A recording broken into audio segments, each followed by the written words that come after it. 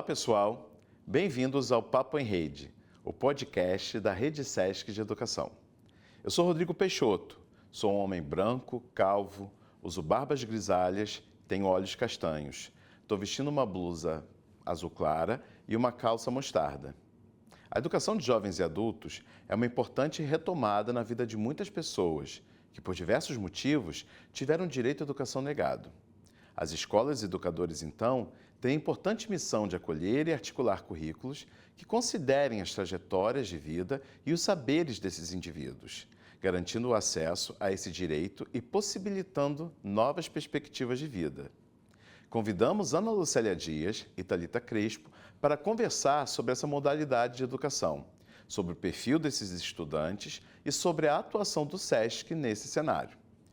Ana Lucélia é mestre em Psicologia Social e Institucional, especialista em Informática na Educação e é graduada em Pedagogia pela Universidade Federal do Rio Grande do Sul. É também especialista em Educação de Jovens e Adultos pelo Instituto Federal do Rio de Janeiro. Atualmente é analista de educação do Departamento Nacional do SESC, atuando com formação de educadores, acompanhamento e gestão de projetos para EJA e crianças do ensino fundamental. Ana, bem-vinda. Obrigada, Rodrigo. Vou aproveitar também para fazer minha autodescrição. Eu sou uma mulher de estatura baixa, tenho 1,59 m, tenho cabelos ondulados, tenho pele clara, olhos castanhos, uso óculos, estou de casaco vermelho, blusa preta e calça azul e sapatilha bege. Bem-vinda, muito obrigado novamente. Obrigada. A gente também vai receber Thalita Crespo. Thalita Crespo é especialista em Gestão da Educação à Distância pela Universidade Federal Fluminense, especialista em Gestão de Projetos e Programas Sociais pela Universidade Cândido Mendes, é mestre também em Botânica pela Escola Nacional de Botânica Tropical do Rio de Janeiro. Além disso, é graduada em Ciências Biológicas e bacharel em Biologia Marinha pela Faculdade Maria Tereza. Ainda é pedagoga pelo Centro Universitário Brás Cubas. Atualmente, é analista de educação do Departamento Nacional do SESC, responsável pelo projeto SESC EAD Ensino Médio de Jovens e Adultos integrado à qualificação profissional em produtor cultural, atuando com formação de educadores, acompanhamento e gestão de projetos para EAD e EJA. Thalita, também agradeço a sua presença. Muito obrigada, Rodrigo. Vou aproveitar também para fazer minha autodescrição. Eu sou uma mulher baixa, parda, de cabelos pretos, estou vestindo uma blusa preta com um casaquinho azul, de calça branca e estou usando óculos azul meio lilás. Vamos começar o nosso papo com o quadro Desconstruindo o Senso Comum. Aqui discutimos uma ideia com a intenção de ampliar a compreensão sobre essa temática. E um dos equívocos mais cometidos quando se fala da educação de jovens e adultos é que muita gente acredita que ela se resume ao ensino voltado para a alfabetização desses estudantes.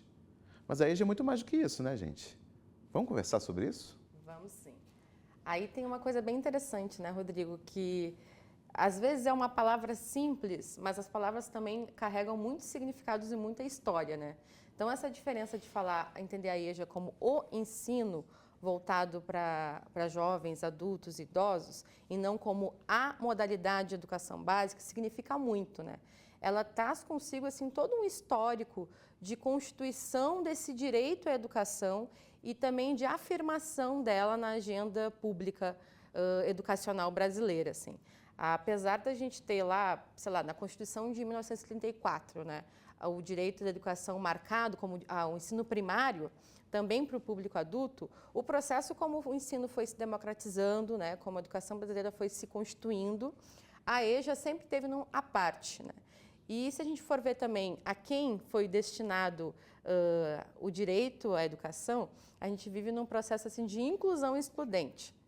Isso significa dizer que as pessoas que, por exemplo, passaram pelo processo de escravidão, as comunidades originárias, né, as mulheres, elas só tiveram acesso à educação básica muito tardar, muito tempo depois. As pessoas com deficiência As pessoas também. Com deficiência, e hoje elas se constituem essencialmente o nosso público da EJA. E a gente não está falando só do ensino para a alfabetização, né? Acho que ele é necessário, ele é importante, mas a alfabetização ela compõe os anos iniciais de um processo de educação básica que a gente quer uma garantia que se estenda a todo o processo de escolarização, seja da alfabetização até o ensino médio. Enquanto segmentos, né, como modalidade de educação básica, a educação de jovens e adultos atua, né, nas etapas do fundamental, no ensino médio, com qualificação profissional também. E a alfabetização, ela faz parte de todo esse processo, né? Essa questão da alfabetização, ela também vem marcada muito por como a Ana falou, né, por esse passado desse lugar da educação de jovens e adultos desvalorizada e que muitas vezes esse estudante volta com um certificado vazio, né? Volta com um certificado pontuado numa etapa e muitas vezes ele precisa passar novamente por todo um processo, né, de escolarização. E isso versa um pouco sobre essa história desse lugar da EJA que ficou para trás por tanto tempo, né? A gente costuma dizer assim que o processo de constituição da EJA, ele é descontínuo, fragmentado e muitas vezes com cunho assistencialista, assim. Porque a gente olha no histórico diferentes ações, né, capitaneadas pelo Estado, também por iniciativas privadas, que não têm um processo de continuidade, de maturação, né? Então a gente vê as campanhas falando do vamos eliminar a chaga do analfabetismo. Quando a gente fala isso, por trás dessa concepção, muitas vezes a gente não está conseguindo descortinar um processo, uma sociedade que se fez exclusiva, de uma forma não inclusiva, de uma forma excludente. A gente está aí colocando apenas no sujeito uma responsabilidade, um problema, quase uma doença relacionada ao analfabetismo, né? E quando a gente fala de entender a EJA como uma educação básica como um todo, né, de um processo que vai da alfabetização até o ensino médio, até a continuidade de formação para o mundo do trabalho, acesso ao ensino superior, a gente também não pode desvalorizar ou desprivilegiar o lugar do trabalho com a alfabetização. Hoje a gente vê assim, os discursos, né, em volta disso, falando a gente reduziu para 7% o número de analfabetismo, o percentual de analfabetismo, mas esses 7% são 11 milhões de pessoas. É muita gente. É muita gente. É toda a cidade de São Paulo. A gente está falando de pessoas, né? Pessoas que estão há muitos anos excluídas do direito básico à educação. Então, isso não é pouco. E também, quando a gente fala de alfabetização hoje, a gente também não está falando só de uma perspectiva de apenas ler e escrever de uma forma funcional. A gente está falando de letramento, hoje a gente tem outras demandas no campo de letramento digital, por exemplo. A gente está falando de uma alfabetização como leitura de mundo. É uma educação que consegue pensar nesse acesso à cidadania, nesse sujeito que vai poder reconhecer e ampliar a sua leitura de mundo. Ampliação e entendimento dos direitos, né? Como cidadão, direito social, direito cultural, ele está no lugar onde ele realmente deveria estar, mas que foi negligenciado, né, por diversos motivos a vida inteira. Hoje a gente fala na EJA do SESC, né, muito assim da importância desse olhar de entendimento da demanda da EJA, de abrir essa demanda e para além do espaço somente de alfabetização, né? Hoje a gente tem 142 tipos de oferta, né? Quando eu falo de tipos de oferta é porque a gente tem as escolas que têm o atendimento presencial de EJA, mas também temos os polos EAD, né? E no movimento muito assim implicado de entender naquela realidade, naquele município, naquele território, qual é a demanda? A demanda, ela está mais conectada com a necessidade dos anos iniciais do ensino fundamental, dos anos finais, né? Com o ensino médio, a gente tem o ensino médio também tanto presencial quanto na modalidade EAD, porque esse público da EJA é um público muito diverso, muito amplo, que tem muitas características distintas, né, de acordo com o território que ele ocupa, de acordo com a função que ele também tem na sua vida. E quanto mais a gente descortinar, abrir essa demanda e ampliar as ofertas, mais próximo a gente vai estar deles, né? E esse lugar de atuação do SESC também é importante trazer os interiores, né? Que muitas vezes, né, o poder público não está lá e a gente tem uma atuação que vai desde a alfabetização às etapas do fundamental e também o ensino médio, trazendo aí possibilidade de estar com essa atuação com um programa à distância, né, que também flexibiliza, né, e oportuniza mais o atendimento a toda essa diversidade que a gente tem. Então, a gente não está falando do ensino para jovens, adultos e idosos. Quando a gente fala o ensino, a gente remete a uma prática de escolarização que muitas vezes é universal, é homogênea, e na verdade a gente está falando da educação de jovens e adultos como uma etapa, como uma modalidade, desculpa, da educação básica. E aí é entender que são sujeitos específicos, que demandam do currículo específico, demandam de documentos orientadores, legislação específica a esse público, demandam de pesquisas para também entender como a gente pode flexibilizar, pluralizar a oferta, né? E isso ainda é muito recente, sabe?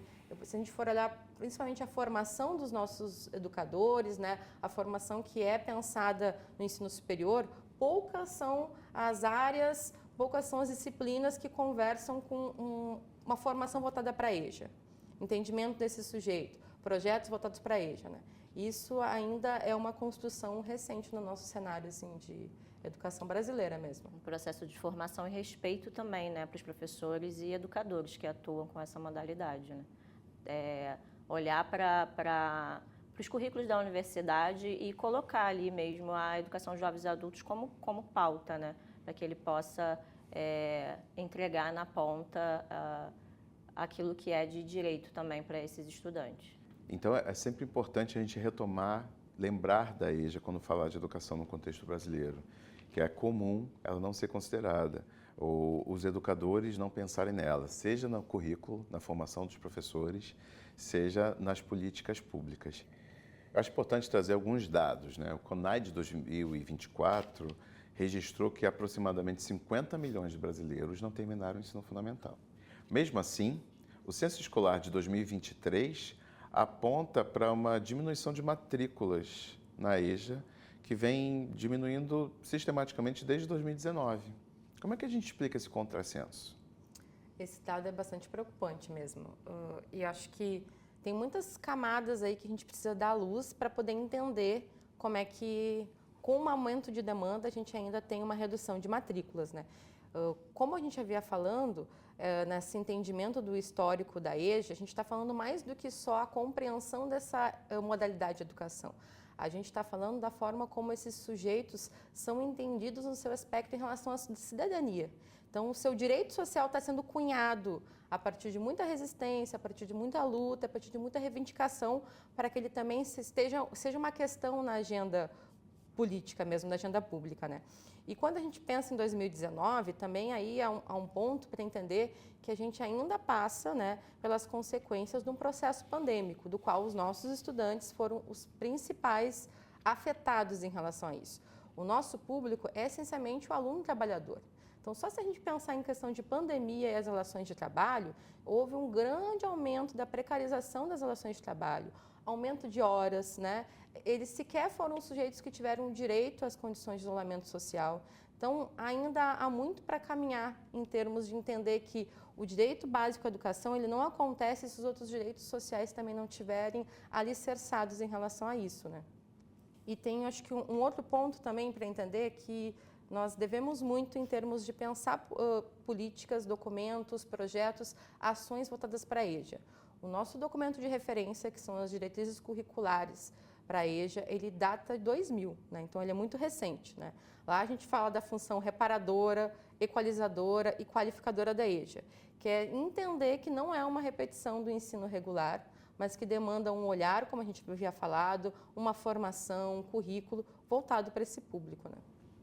Acho importante também que momentos como esse, né, que a gente está aqui gravando, está falando da educação de jovens e adultos, são fundamentais, porque há também uma falta de informação, né, da EJA enquanto modalidade, também de preocupação em relação a isso, e isso também acaba mascarando esse lugar de procura e demanda. Porque se as pessoas elas não têm o entendimento sobre isso, não conseguem buscar as possibilidades, elas não vão atrás e isso acaba fazendo com que a gente parece que não tem demanda, enquanto a gente sabe e tem visto aí, né, nesses relatórios que tem demanda. Então, acho que esse momento aqui nosso é bem fundamental, porque é uma oportunidade de falar especificamente sobre a modalidade. Frequentar a escola e ter uma vida adulta não é tarefa simples e requer muito mais do que a vontade de estudar dos estudantes. Como é que a escola pode lidar com isso na construção do seu currículo? Essa questão da vontade, né? Tem um entendimento assim muito senso comum também em relação a isso, de que basta ele querer, basta ter iniciativa, né? A gente recai sobre o sujeito falando que, olha, nós damos a oportunidade, então você precisa aproveitar essa oportunidade, fazer valer o seu tempo perdido, né? E isso, independente de qualquer que seja a estratégia, a gente tem que desmistificar, a gente tem que romper com essa ideia de que é oportunidade.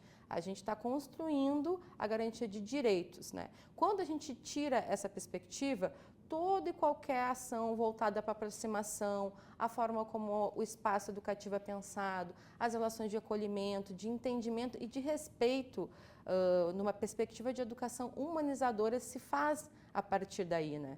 E aí também como estratégia, acho que a gente tem que demarcar muito a importância da buscativa, né? Que, assim, modéstia à parte, a gente percebe o empenho dos nossos educadores, né, num processo de buscativa. Eles vão de bicicleta, de moto, de rádio, moto, de caminhão, batem de porta em porta, né? Só que isso ainda é o primeiro passo. Ir atrás dessa demanda reprimida em relação à EJA é o primeiro passo. Os passos sequentes também são fundamentais, porque a buscativa ela é muito mais ampla e transversal, né? Se trata de entendimento desses sujeitos, quem é o público que a gente está dialogando lá naquele município, naquele território. Se trata também de construir uma relação com o território que é intercultural, né? Que a gente não vai usar a cultura local para tematizar o nosso projeto pedagógico, mas a gente realmente vai entender quais são as culturas, o que está visível no meu território, quais são as histórias que são contadas, quais são as histórias que não são contadas, não são valorizadas, porque normalmente o que não está presente na escola, o que não faz parte do nosso saber, os nossos conhecimentos valorizados no currículo, são justamente os conhecimentos, saberes desses estudantes, desse público, né? Então, é uma atitude de deixar se permear, né, através dessa cultura do território e assumir uma tarefa de educação que é coletiva, que é de todos, né? Não é só do papel do educador, mas é de uma comunidade que passa a valorizar o espaço educativo, que se sente pertencente a ele, né? E trazer isso tudo para o currículo também, né? Porque quando a gente fala desse currículo que é praticado na educação de jovens e adultos, não é pegar o currículo do ensino médio, né? Vamos colocar aqui o médio da EJA, e fazer suas adaptações, cortes temporais e cortes de matéria para atender essa modalidade. Não. É pegar todo esse olhar para o território, né? Para as histórias, para a vivência desse estudante e trazer no currículo, né, com as suas áreas do conhecimento, mas também trabalhando os contextos, a vida do cotidiano. Então, tem que olhar para o todo e pensar exatamente para aquilo que precisa ser desenvolvido para a EJA, né? Entender a EJA na perspectiva da educação ao longo da vida, né, que é o direito que todo e qualquer cidadão tem a qualquer tempo de ter acesso ao processo de escolarização, e esse processo de escolarização ele corresponde a demandas para a cidadania, para a sua atuação no seu espaço, né? Não assim, separado do seu cotidiano, da sua vida. A gente atribui à escolaridade avanços na vida. E o estudante que procura a EJA, né, ele vai com algum plano, com algum projeto, com alguma expectativa. Como é que a escola pode aliar o seu currículo a essas expectativas que os estudantes trazem? Isso é bem interessante também, né? Porque são muitas os anseios, as demandas que eles trazem, né? Muitas vezes eles procuram a EJA para melhorar a condição de trabalho, procuram a EJA para aprender a ler e escrever, para ajudar o seu filho no tema de casa, para ler a Bíblia, ou então para socializar, né? Ter outras relações de convívio ali. Só que também a gente tem que ter uma relação, primeiro, de escuta muito atenta e respeitosa em relação a essas demandas, esses anseios, mas o nosso papel também acho que é mais do que isso, sabe? Temos uma máxima também na EJA, acho que na educação como um todo, que é partir da trajetória de vida dos nossos estudantes, né? Abraçar a trajetória de vida, os seus saberes, os seus conhecimentos, mas a gente abraça eles para, a partir deles, construir uma outra leitura de mundo, né? A gente abraça esses conhecimentos, mas a gente também oferece a oportunidade deles terem acesso a todos os conhecimentos, né, referências culturais construídos, né, na nossa sociedade, e para que ele possa ter outros elementos, ele possa se munir de outras informações para ampliar o entendimento de si, do mundo, né, para também ampliar suas perspectivas, né? A gente fala muito de um trabalho com projeto de vida, que é o projeto de vida pessoal e coletivo, né? E o SESC tem um papel relevante na educação de jovens e adultos no contexto do Brasil. A gente já falou algumas vezes sobre isso ao longo da nossa conversa, mas eu acho que seria interessante também destacar, assim, como é que essa atuação se dá, quais são as modalidades ofertadas, como é que é isso? Acho que é interessante também, Ana Lucélia, trazer, né, essa questão do projeto de vida numa perspectiva de uma integração à qualificação profissional, né? Hoje no SESC EAD a gente tem, né, um ensino médio integrado, uma qualificação profissional que é em produtor cultural e que no início teve assim um olhar que foi meio produtor cultural, mas hoje a gente vê o quanto tem sido fundamental essa qualificação, porque traz para esse estudante também direito que ele não via que era dele, que era o direito à cultura, né? Muitos estudantes, né, do médio EAD, eles não se viam pertencentes a esse lugar da cultura. Muitos trabalham em espaços culturais e olhavam para aquilo e pensavam, não posso entrar, aquilo não é para mim. Então, quando você fala sobre essa ampliação de repertório, né, a gente também pode olhar para esse lugar do direito à cultura, a ser pertencente, não só de consumidor, mas também criador, né, desse lugar de criar perspectivas culturais, de olhar para o seu território e ver o que funciona para aquele território, que faz parte de mim, que fez parte da minha vida, fez parte dos meus. Então, esse trabalho com a EJA, né, ele possibilita trabalhar diferentes itinerários formativos, né? Mas a gente sabe também que tem trabalhos, né, com empreendedorismo, né, nesse lugar de impacto social. A gente pôde ver, né, no Seminário da Educação Jovens e Adultos em Pernambuco, a apresentação de trabalho, por exemplo, com a macaxeira, que é um alimento deles, e eles começaram também a olhar para aquilo não só para a sua subsistência, mas também como que eles poderiam, né, ofertar, empreender de diferentes formas, né? Tomando cuidado com os processos de colheita, mas também olhando para aquilo, como que eles podem aproveitar aquilo, né, a macaxeira no seu todo, né? Então tem uma perspectiva também de sustentabilidade. Então, esse lugar do projeto de vida não é só projetar a vida que eu quero ter, mas é olhar também para a vida de agora, o que é de agora, o que está acontecendo. Como a nossa premissa máxima é a educação integral, né? O direito que esse sujeito tenha de se desenvolver de uma forma cada vez mais plena, mais integrada a esse território. Eu acho que a grande questão é poder ampliar esses caminhos, né? E construir com eles possibilidades que sequer eles imaginavam, né? Eu lembrei do estudante que a gente estava em Rondônia visitando as escolas, do estudante que estava no ensino médio, porque também a gente tem esse... que não é mais um fenômeno, né? Porque já há um longo tempo a gente está vivendo isso, que é a juvenilização da EJA, né? Então, o estudante super jovem falando assim, eu vim aqui ver o que ia acontecer, mais ou menos. Aí, de repente, numa aula era uma aula de música. Aí, de repente, no outro tinha um recital. Aí, daqui a pouco, tinha alguém tocando violino. Aí, vinha alguém falando do empreendimento cultural. Aí, eu pensei assim, eu nunca imaginei que eu tinha essas alternativas. E era um menino de 20 anos, que sequer conseguia imaginar que havia alternativas relacionadas à cultura para a sua formação pessoal, né? Então, tem muitos dos nossos estudantes assim que eles entram na sala sem se dar o direito a olhar nos olhos do educador, a falar num tom de voz que possa ser reconhecido. Então, a nossa perspectiva, com certeza, é ampliar a possibilidade desse sujeito se sentir pertencente a esse mundo, sabe? É muito bonito, porque a partir do direito à educação que se tem acesso, o sujeito reconhece outros direitos que ele tem, outras possibilidades, o direito à cultura, o direito à renda, o direito a planos. Eu acho que é bonito demais esse trabalho, gente. E, nesse contexto, o SESC tem um papel de importância para o Brasil, né? Na oferta de educação de jovens e adultos no contexto brasileiro.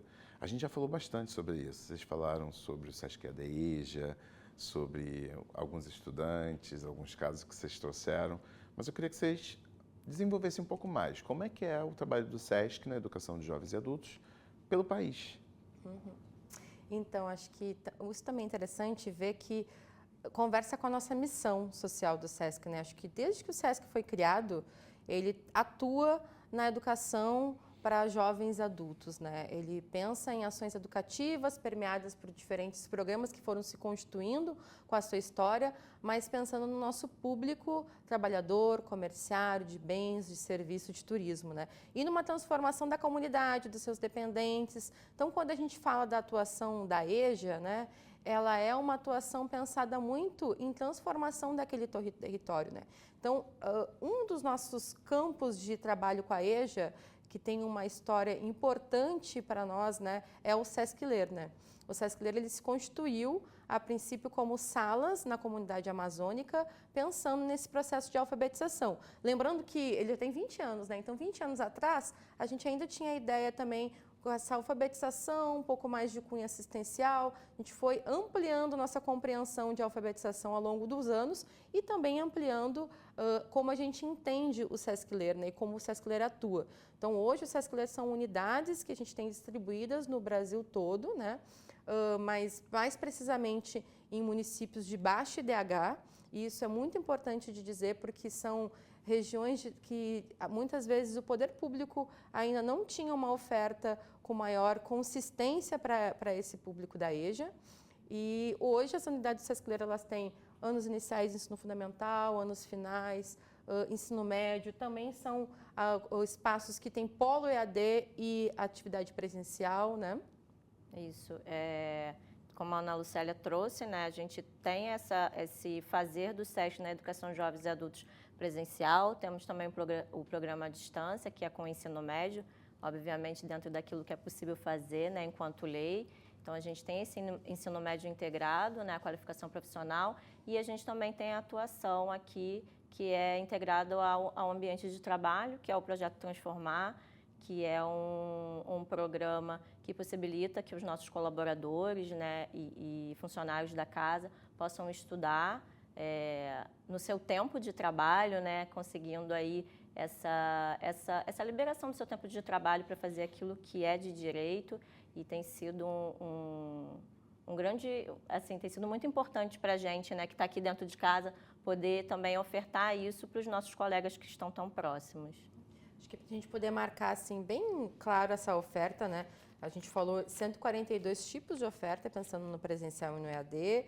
Então, são 88 unidades que têm os anos iniciais do ensino fundamental, 20 unidades com os anos finais do ensino fundamental, 19 com ensino médio presencial, 69 polos de educação à distância, e também vale dizer que muitas dessas unidades presenciais, elas funcionam com salas descentralizadas, ou seja, elas estão localizadas no município, mas eles têm uma turma numa comunidade quilombola, uma turma numa comunidade ribeirinha, né, uma turma numa comunidade de pescadores, porque há regiões rurais, né, principalmente nos estados do Norte e do Nordeste, que não tem transporte público, que não tem acesso, que não tem estrada, são algumas horas de barco, dependendo se você está subindo ou está descendo, né?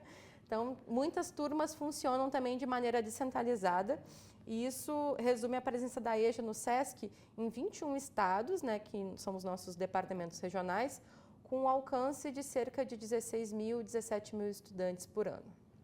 Ana, você falou da presença do Sesc em interiores, em lugares distantes, pelo menos onde a gente está, aqui no Rio de Janeiro. Como é que é esse trabalho de acompanhamento? Ele é bastante assim, demandado e dialogado. Acho que o principal é o foco que ele seja dialógico e participativo, né? A gente falava antes, por exemplo, da ausência, né, de informações, de documentos que dialoguem com a EJA, e a gente tem, né, um grande empenho de construir esses referenciais pensando na especificidade do público da educação de jovens e adultos.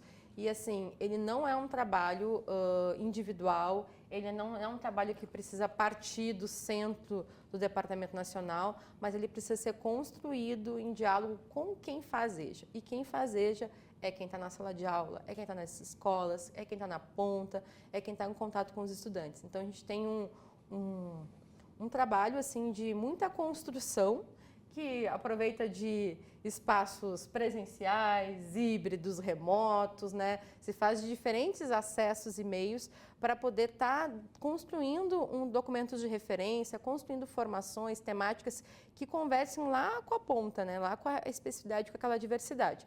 Acho que um ponto bacana de destacar é a nossa proposta pedagógica da EJA, né, que vai ser lançada agora no ano de 2024. Foi um processo longo, né, um processo assim, bastante extenso de conseguir dialogar com educadores de todos os estados, né, e não só dialogar, mas que eles também tiveram seu processo de autoria nessa escrita.